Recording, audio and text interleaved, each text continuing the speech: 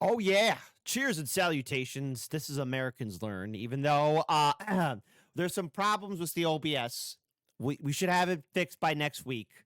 So stop asking questions. But my name is Kit. This is Americans Learn.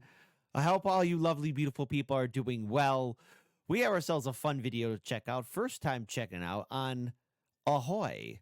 And, you know, I decided to check. The management said dealer's choice. And why not bring out old Painless? The minigun, the most glorious weapon in human history.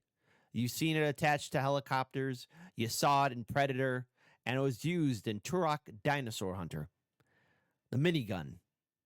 A weapon that when you just need to just take out some SOBs, it's the gun for a real American hero. So, this is from Ahoy, so please be sure to check out the original content creator. Original link in the video, you hip cool cats, is in the description box below. So let's enjoy this video in a 3, a 2, and an uno. Oh shit, there he is! Yep, what's going on here? There you go.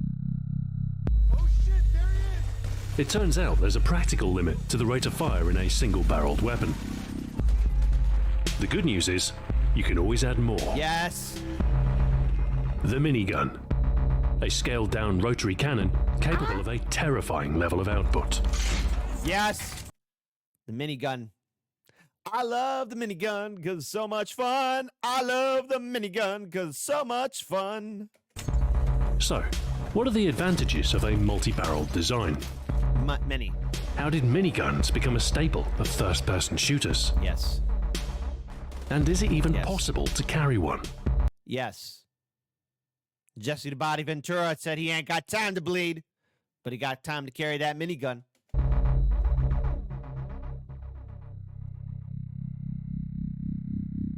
Multiple barreled firearms have long been a solution to increasing rate of fire. Early volley guns peppered the battlefield with multiple shots, but each barrel still needed to be reloaded individually. Named for its inventor, the Gatling gun used a rotating array of barrels to automate the firing-reloading sequence through mechanical means. Yes. Operated with a hand crank, it provided an unprecedented level of sustained fire. With effective use by Union Woo! USA, baby! forces during the American Civil War. Such designs are generally misfire tolerant, as any cartridge that fails to fire will simply be extracted. One of the benefits of not relying on the cartridge to power the action.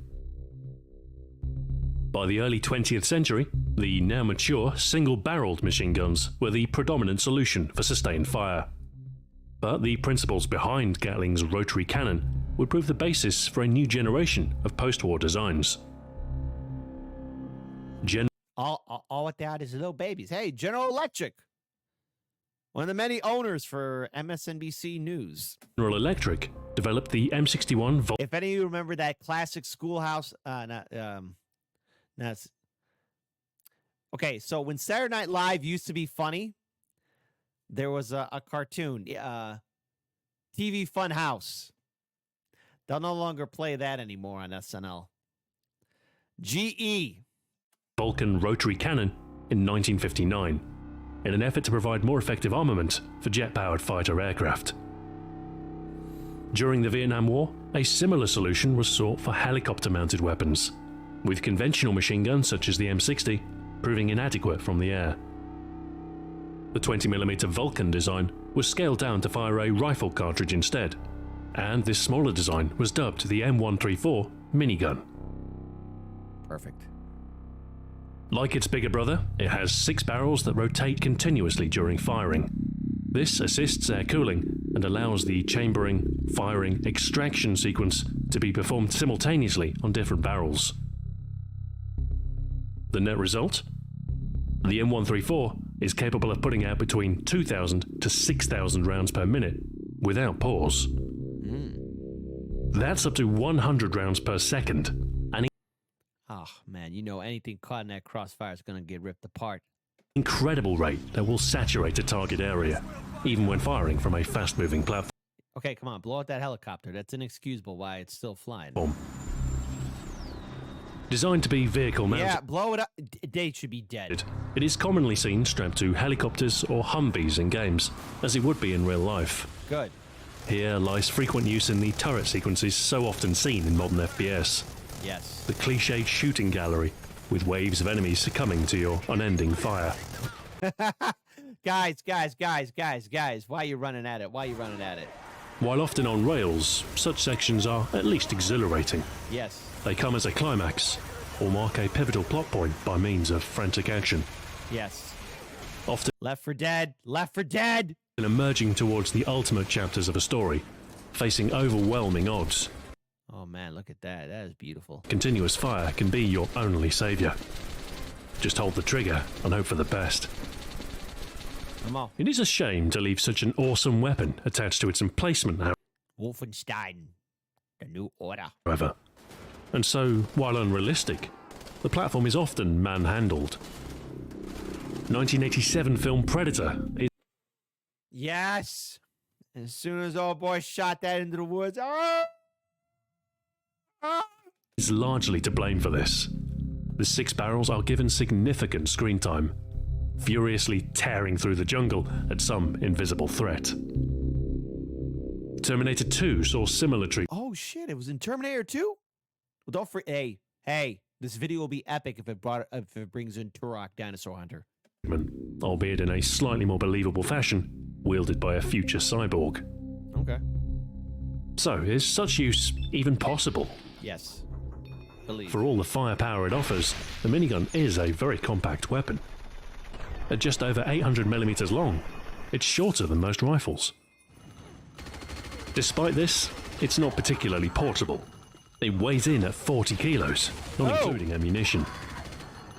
Oh, she's dead. High rate of fire and full-powered rifle cartridge would make for some mean recoil too. And on top of all this, the weapon demands an external power supply. So man-portable use in any practical sense So yeah, you gotta have your power source. is impossible. Virtual depictions in games are not bound by reality, of course, and it should come as no surprise that such a memorable weapon had an impact on the earliest FPS games. The chain gun of Wolfenstein and Doom set a prototype And Turok. Turok Dinosaur Hunter, they better bring it up. for those that followed, and ensured that any future clone worth its salt would have a multi-barreled option. Technically, the in-game appellation is incorrect. Chain guns are a similar class of externally powered weapon, but they have only a single barrel, unlike the minigun's multiple.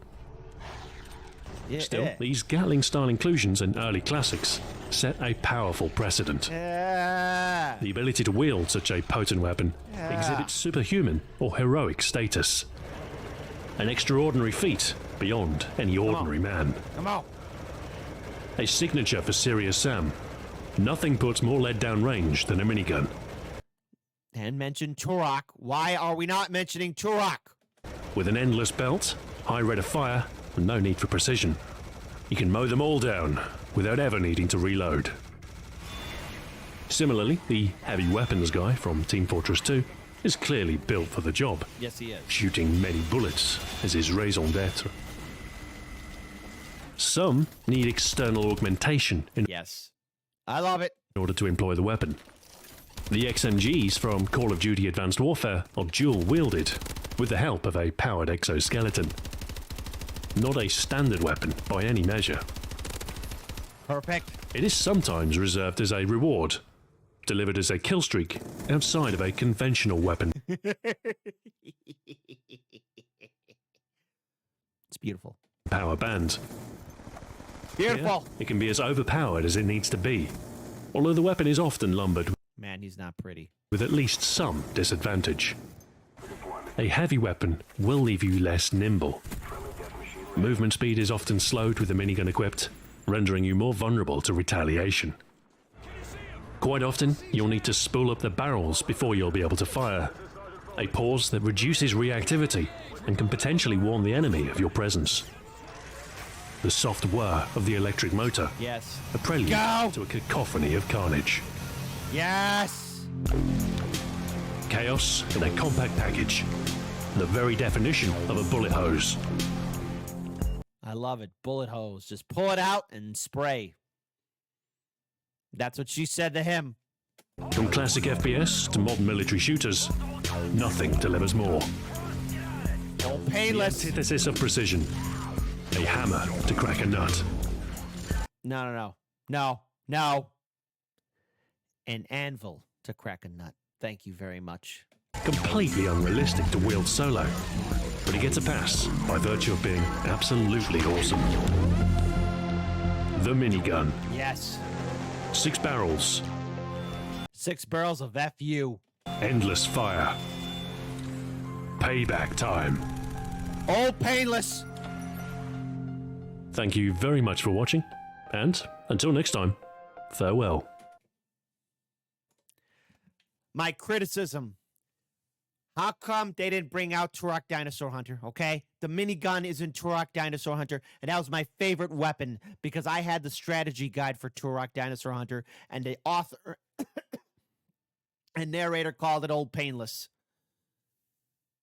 Me and that gun, we took down the Long Hunter, the Praying Mantis, Thunder, the Cybernetic T-Rex, and a Campaigner.